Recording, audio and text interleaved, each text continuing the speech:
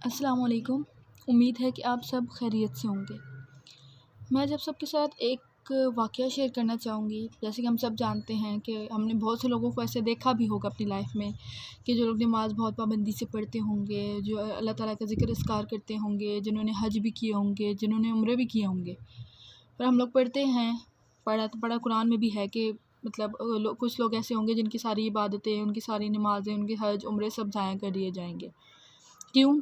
کہ انہوں نے کچھ نہ کچھ ایسے کیا ہوگا، کسی پر ظلم کیا ہوگا، کسی کا حق مارا ہوگا، کسی کا دل دکھایا ہوگا، یا اور بھی بہت کچھ، کچھ ان چھوٹی چھوٹی چیزوں کی وجہ سے ان لوگوں کی عبادتیں اور ان کی نمازیں ضائع کر دی جائیں گی۔ اسی طرح اگر آپ کو بہت سے کام ایسے بھی ہیں، اگر آپ بہت چھوٹے چھوٹے، جو ہمارے لیے تو بہت چھوٹے ہوں لیکن اللہ تعالیٰ کو شاید وہ پسند آ جائے وہ کام ہمارے، یا وہ ہمارا عمل ان کو پسند آ جائے، تو اسی بات سے ایک واقعہ ہے کہ بغداد کے مشہور شراب خانے کے دروازے پر دستک ہوئی۔ شراب خانے کے مالک نے نشے میں دھت ننگے پاؤں لڑکھڑاتے ہوئے دروازہ کھولا تو اس کے سامنے سادہ لباس میں ایک پروکار شخص کھڑا تھا۔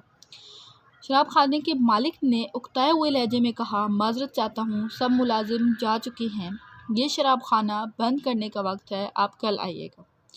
اس سے پہلے کہ مالک واپس لوٹ کر آتا، اجنبی نے اس کے کندھے پر ہاتھ رکھ کر کہا، مجھے بشر بن حارث سے ملنا ہے، اس کے نام بہت اہم پیغام ہے۔ شراب خانے کے مالک نے چونک کر کہا، جی بولیے، میرا نام ہی بشر بن حارث ہے۔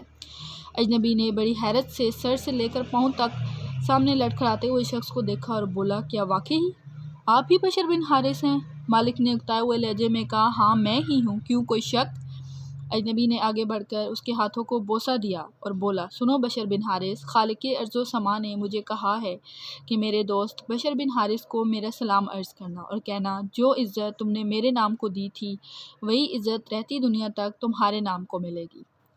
اتنا سننا تھا کہ بشر بن حارث کی نگاہوں میں وہ منظر گھوم گیا جب ایک دن حسب معمول وہ نشے میں دھت چلا جا رہا تھا کہ اس کی نظر گندگی کے ڈھیر پر پڑے ایک کاغذ پر پڑی جس پر اسم اللہ لکھا تھا۔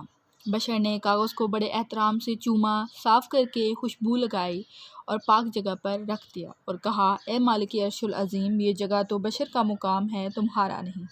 بس یہی ادا بشر بن حارث کو بشر حافی رحمۃ اللہ علیہ بنا گئی۔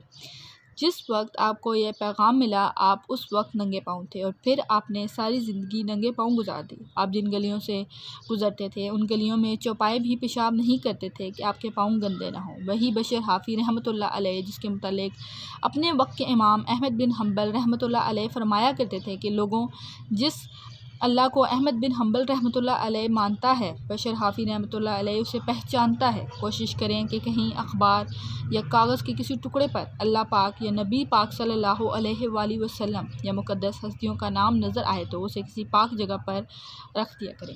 یہ واقعہ جس کتاب سے لیا گیا ہے میں آپ کو بتاتی چلوں، حوالہ کتب طبقات صوفیہ کشف الموجود۔ مقصد یہ تھا کہ اب اگر ویسے دیکھا جائے یا سوچا جائے تو اب ایک انسان جو شراب خانے میں جاتا ہو، شراب پیتا ہو، تو شراب پینا تو آپ کو ایسے ہی پتہ ہے کہ اسلام میں منع ہے، اسے منع فرمایا گیا ہے، ایک ناپسندیدہ عمل ہے۔ تو پھر سوچیں، لیکن اللہ تعالیٰ کو اس کی بس ایک ادا پسند آ گئی کہ اسے جب کچرے میں پڑے ہوئے، یا جہاں پہ نالے ڈھیر تھا گندگی کا، اس پر پڑے ہوئے ایک کاغذ ملا جس پہ اللہ تعالیٰ کا نام تھا، اس نے اس کو چوم کر صاف کر کے اونچی جگہ پر رکھ دیا۔ اللہ تعالیٰ کو بس وہ اس کی ایک چھوٹی سی ادا پسند آ گئی۔ جیسے اور بھی بہت سی چیزیں، ہم چھوٹے چھوٹے کام اگر ہم جیسے راستے میں سے پتھر ہٹا دیتے ہیں، آج کل تو ہم ان چیزوں پہ بھی دھیان نہیں دیتے کہ کون سا اتنا بڑا کام ہے، ہم وہ بھی نہیں کرتے۔ اگر ہم کسی کی دل آزاری نہ کریں، ہم دوسروں کا احساس کریں، ان کے ساتھ ہمدردی کے ساتھ پیش آئیں، کوئی مصیبت میں ہے تو اس کی مدد کریں، بہت چھوٹی چھوٹی چیزیں، کیا پتہ ہمارا کون سا عمل ہمارے اللہ تعالیٰ کو پسند آ جائے۔ تو کوشش کیا کریں کہ اگر آپ کسی کی مصیبت میں اس کی پریشانی کو کم نہیں کر سکتے، نہیں اس کا ساتھ نہیں دے سکتے، تو کسی کے لیے تکلیف اور پریشانی کی وجہ بھی نہ بنے۔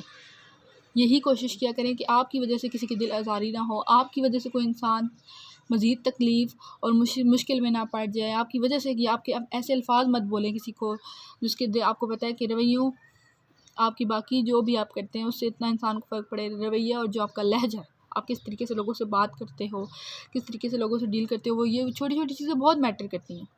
ہم لوگ ان چیزوں کو کچھ نہیں سمجھتے، ہمیں کیا پتہ کہ اگلا انسان اپنی زندگی میں کن چیزوں کو فیس کر رہا ہے، وہ کن مشکلات سے گزر رہا ہے، وہ انسان اللہ تعالیٰ کے کتنے نزدیک ہے۔ چاہے ہم بے شک کتنی نمازیں پڑھتے ہوں، ہم شاید اتنے نزدیک نہ ہوں، ہمیں بظاہر لگتا ہو کہ وہ شخص اس کا اللہ تعالیٰ سے کتنا رابطہ نہ ہو، کیا پتہ وہ اللہ کے کتنے نزدیک، ہم تو کسی کے دلوں کا حال نہیں جانتے۔ اللہ تعالیٰ ہم سے بہتر ہمارے دلوں کے حال جانتا ہے، وہ ہم سے بہتر ہمیں سمجھتا ہے.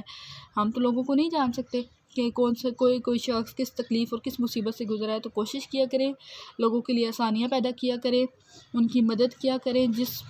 ضروری نہیں ہے کہ آپ بہت ہی آپ کہیں کہ مالی طور پہ یا ویسے بھی مدد کرنے کے بھی بہت سے طریقے ہیں. آپ اپنے حد تک، اپنی لیول تک آپ جتنی مدد کر سکتے ہیں کسی انسان کی، وہ ضرور کرنے کی کوشش کیا کریں. اپنے لہجے میں، اپنے اخلاق میں نرمی لائیں کہ آپ کے الفاظ کی وجہ سے کسی دوسرے انسان کی دل آزاری نہ ہو، کسی کو تکلیف نہ پہنچے، کسی کے تکلیف میں اضافہ نہ ہو.